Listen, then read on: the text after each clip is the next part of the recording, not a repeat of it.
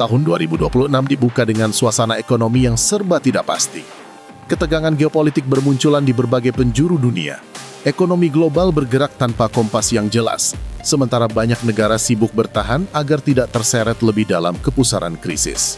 Namun justru di tengah kekacauan inilah muncul satu fenomena yang membuat banyak analis global berhenti sejenak dan bertanya-tanya, bagaimana mungkin Indonesia, di bawah kepemimpinan Presiden Prabowo, tiba-tiba menempati posisi yang begitu sentral hingga disebut-sebut sebagai penentu arah Asia Tenggara?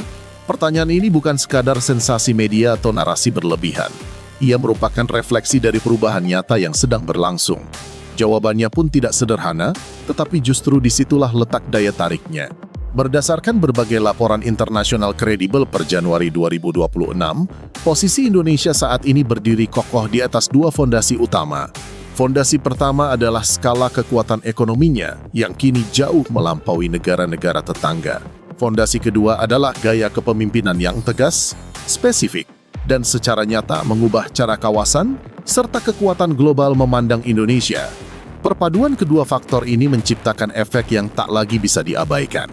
Mari kita mulai dari fondasi ekonomi. Sejumlah laporan bahkan dengan berani menyebut Indonesia sebagai penentu nasib ekonomi Asia Tenggara. Sekilas, klaim ini terdengar berlebihan. Namun ketika data dibuka dan angka-angka disusun, klaim tersebut berubah menjadi fakta matematis yang sulit dibantah. Proyeksi IMF untuk 2026 menunjukkan PDB nominal Indonesia mencapai sekitar 1,55 triliun dolar AS. Angka ini bukan hanya besar, tetapi menjadikan Indonesia sebagai satu-satunya negara ASEAN dengan ekonomi bernilai triliunan dolar. Untuk memahami skalanya, bandingkan dengan negara-negara lain di kawasan.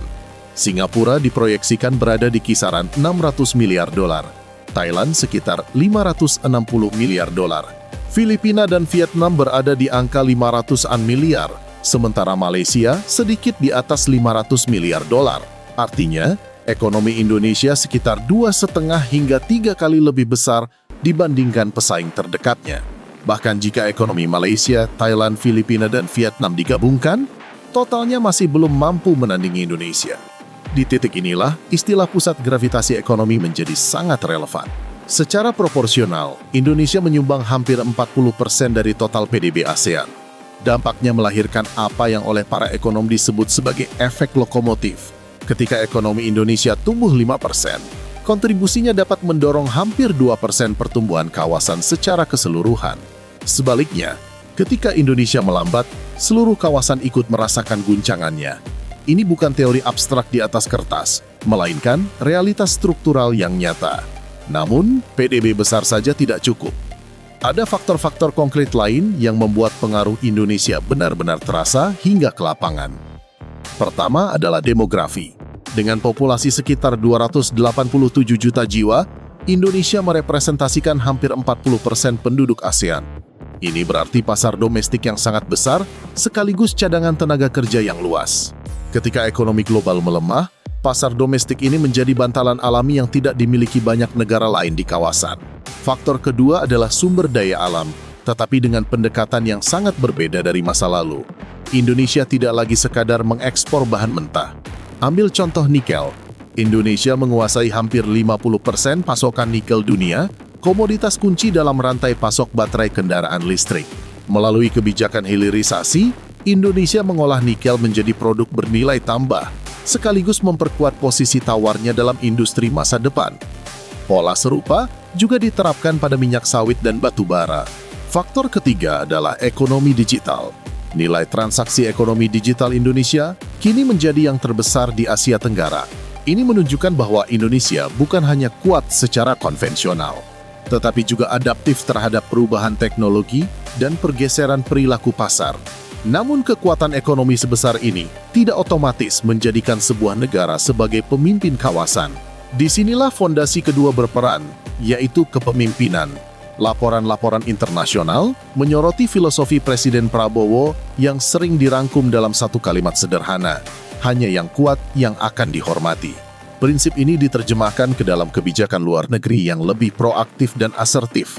Pendekatan ini terlihat jelas dalam manuver diplomasi Indonesia. Di satu sisi, Indonesia tetap menunjukkan solidaritas regional dengan mendukung agenda-agenda ASEAN. Di sisi lain, Indonesia secara aktif memperkuat kerjasama strategis dengan mitra di luar kawasan seperti Australia. Ini bukan kebingungan arah, melainkan bentuk modern dari politik luar negeri bebas aktif dengan tingkat ketegasan yang lebih tinggi. Indonesia juga menjalankan apa yang kerap disebut sebagai strategi jalan ketiga. Sambil menjajaki keanggotaan OECD yang berorientasi barat, Indonesia tetap aktif mendekat ke BRICS yang dipimpin Tiongkok dan Rusia. Tujuannya bukan untuk bermain di dua sisi, melainkan memastikan bahwa Indonesia tidak bisa didikte oleh satu blok kekuatan manapun. Dengan menjaga jarak yang seimbang, Indonesia justru memperoleh rasa hormat dari kedua kubu. Perbandingan dengan para pemimpin kawasan lain semakin memperjelas posisi ini. Malaysia unggul dalam diplomasi kolaboratif, Singapura dikenal dengan presisi dan kehalusan diplomatik. Filipina cenderung condong ke barat, sementara Vietnam bergerak secara kolektif dan tertutup. Indonesia memilih jalur berbeda. Ia memimpin dengan skala dan keseimbangan. Singapura memandu dengan presisi. Indonesia memerintah dengan bobot. Di mata kekuatan besar dunia, posisi ini terasa unik.